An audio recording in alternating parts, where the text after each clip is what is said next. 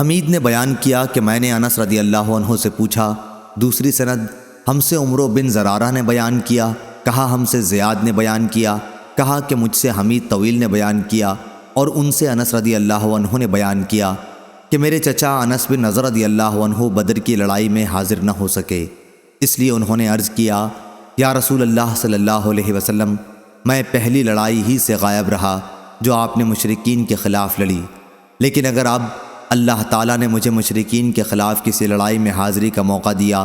تو اللہ تعالیٰ دیکھ لے گا کہ میں کیا کرتا ہوں۔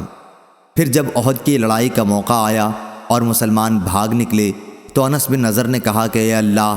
جو کچھ مسلمانوں نے کیا میں اس سے معذرت کرتا ہوں، اور جو کچھ مشرکین نے کیا ہے میں اس سے بیزار ہوں۔ پھر وہ آگے بڑھے مشرکین کی طرف تو سعد بن معاذ رضی اللہ عنہ سے سامنا ہوا۔ ان سے انس بن نضر نے کہا اے سعد بن معاذ، میں تو جنت میں جانا چاہتا ہوں، اور نظر ان کے باپ کے رب کی قسم میں جنت کی خوشبو احد پہاڑ کے قریب پاتا ہوں۔ سعد رضی اللہ عنہ نے کہا یا رسول اللہ، جو انہوں نے کر دکھایا اس کی مجھ میں ہمت نہ تھی۔ انس رضی اللہ عنہ نے بیان کیا کہ اس کے بعد جب انس بن نضر رضی اللہ عنہ کو ہم نے پایا تو تلوار، نیزے اور تیر کے تقریباً 80 زخم ان کے جسم پر تھے۔ وہ شہید ہو چکے تھے، مشرکوں نے ان کے اعضاء کاٹ دیے تھے اور کوئی شخص انہیں پہچان نہ سکا تھا،